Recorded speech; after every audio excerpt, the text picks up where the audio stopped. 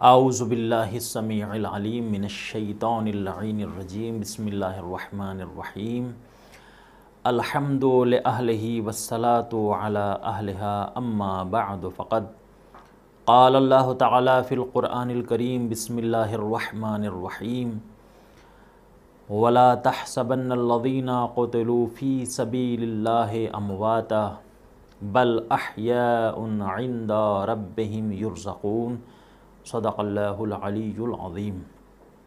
ناظرین محترم، جس آیت کریمہ کو تلاوت کرنے کا شرف حاصل کیا ہے، ارشاد رب العزت ہو رہا ہے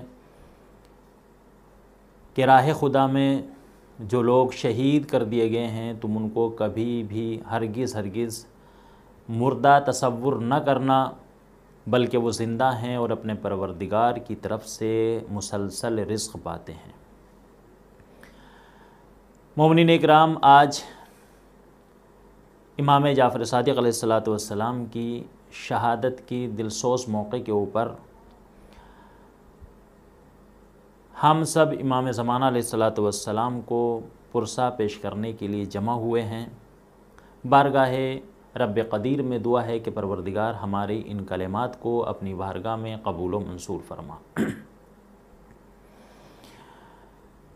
عزیزان گرامی، شہادت ایک ایسا عظیم شرف ہے جو بلند ترین شخصیات کو عطا ہوتا ہے۔ رب قدیر نے جن ذوات مقدسہ کا شہادت کے لیے اصطفیٰ کیا ہے، انہی شخصیات کو یہ شرف عطا ہوا ہے۔ انہی شخصیات میں سے فقیہ اہل بیت صادق آل محمد امام جعفر صادق علیہ السلام ہیں کہ جن کو منصور دوانقی نے زہر دغا سے شہید کر ڈالا۔ وہ امام کی جو دنیا کے لیے رہنما بن کر آئے تھے، رہبر بن کر آئے تھے، ہادی بن کر آئے تھے، جن کا در علم ہر خاص و عام کے لیے کھلا ہوا تھا، وہ امام کے جنہوں نے اپنے علم کی روشنی سے جہالت کی تاریکیوں کو نیست و نابود کر دیا تھا، وہ امام کے جن کا در اپنے تو اپنے غیروں کے لیے بھی کھلا ہوا تھا اور غیر بھی آ کر وہاں سے علم و حکمت حاصل کر رہے تھے۔ دشمن کو ان کا وجود برداشت نہ ہوا اور امام کے قتل کے ارادے سے اپنے سپاہی امام کے گھر میں بھیجے اور سپاہیوں نے آ کر امام کے گھر میں آگ لگا دی۔ رات کا وقت ہے، امام کے گھر میں آگ جیسے ہی لگی، امام نے اپنے اہل خانہ کو حکم دیا کہ فوراً گھر سے باہر نکل آئیں۔ امام کے حکم سے سب خواتین نے، مستورات نے اپنے آپ کو چادر میں چھپایا اور سب باہر آ گئی۔ امام سب کو لے کر ایک محفوظ مقام پر پہنچے اور واپس پلٹے۔ جب امام واپس پلٹے اور امام نے جب ان اٹھتے ہوئے شعلوں کو دیکھا تو صحن خانہ میں بیٹھ کر امام گریہ کرنے لگے۔ اصحاب آگ بجھا رہے تھے، امام گریہ کر رہے تھے۔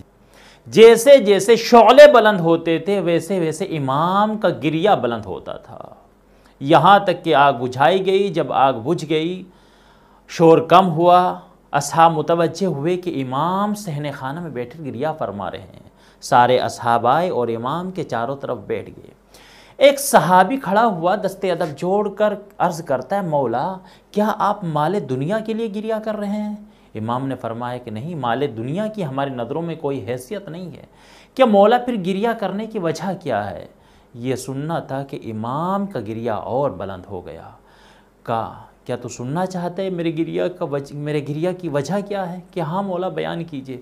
ایک مرتبہ مولا نے روتے ہوئے کہا کہ جب میں واپس پلٹا اور میں نے اپنے گھر سے بھڑکتے ہوئے شعلوں کو دیکھا تو مجھے سن 61 ہجری کا شام غریبہ یاد آ گیا کہ جہاں پر خیام حسینی میں آگ لگائی جا رہی تھی، بیبیوں کے سروں سے چادریں چھینی جا رہی تھی، میری پھوپھیاں ایک خیمے سے دوسرے خیمے میں، دوسرے خیمے سے تیسرے خیمے میں جا رہی تھی، اپنی مدد کے لیے بلا رہی تھی، مگر کوئی ان کی مدد کرنے کے لیے نہیں آ رہا تھا۔ اجرکم اللہ، عزادارو، خدا آپ کو کوئی غم نہ دے سوائے غم اہل بیت علیہ السلام کے۔ میں بارگاہ امام جعفر صادق علیہ السلام میں ہاتھوں کو جوڑ کر عرض کروں گا، مولا یقیناً آپ بڑے مظلوم ہیں، مولا آپ کے گھر میں آگ لگائی گئی، جس طرح امام حسین کے خیموں میں آگ لگائی گئی تھی، مگر مولا مجھے ایک جلتا ہوا دروازہ اور یاد آ رہا ہے۔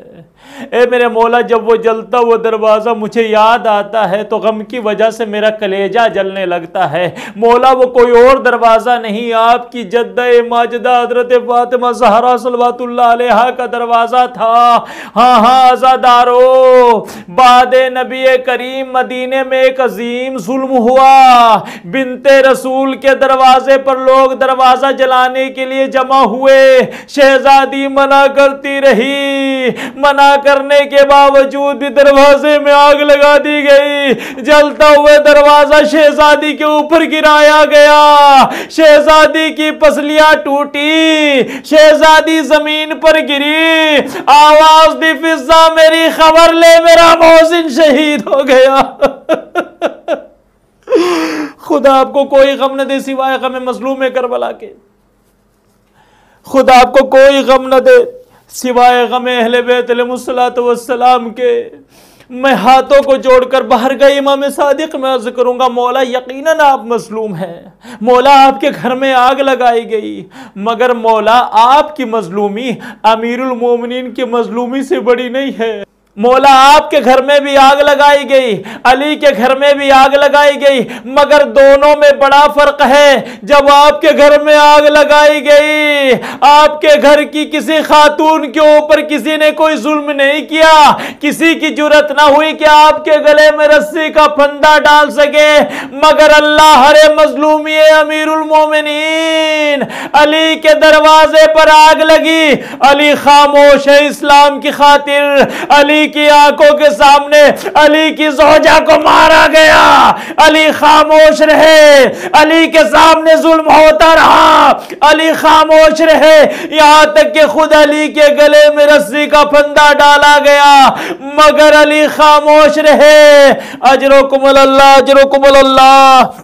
خدا آپ کو کوئی غم نہ دے سوا غم اہل بیت علیہ السلام کے۔ عزادارو، میں امام صادق علیہ السلام کی خدمت میں عرض کروں گا، مولا یقیناً آپ بہت مظلوم ہیں، آپ کو بہت اذیتیں دی گئیں، مولا آپ کو زہر دغا سے شہید کر دیا گیا، مگر اے میرے مولا اتنا تو ہے، جب آپ کی شہادت واقع ہوئی آپ کے چاہنے والے بھی موجود تھے، آپ کے اصحاب بھی موجود تھے، آپ کے بیٹے بھی موجود تھے، آپ کے بیٹوں نے آپ کو اپنے ہاتھوں سے غسل و کفن دیا، جب جنازہ تیار ہوا چاہنے والے جمع ہوئے، بڑی شان سے آپ کا جنازہ اٹھا، آپ کو جنت البقیع میں احترام سے دفن کر دیا گیا، مگر اے میرے مولا ذرا سن 61 ہجری میں کربلا کے چٹیل میدان پہ ایک نگاہ ڈالیے، کربلا کی جلتی ہوئی ریت، ریت پر بکھرے ہوئے گلشن زہرا کے پھول، کہیں حسین کا لاشا، کہیں عباس کا لاشا، کہیں علی اکبر کا لاشا، کہیں اون محمد کے لاشے، کہیں قاسم کی لاش کے ٹکڑے، کوئی نہ تھا جو آ کر غسل و کفن دیتا۔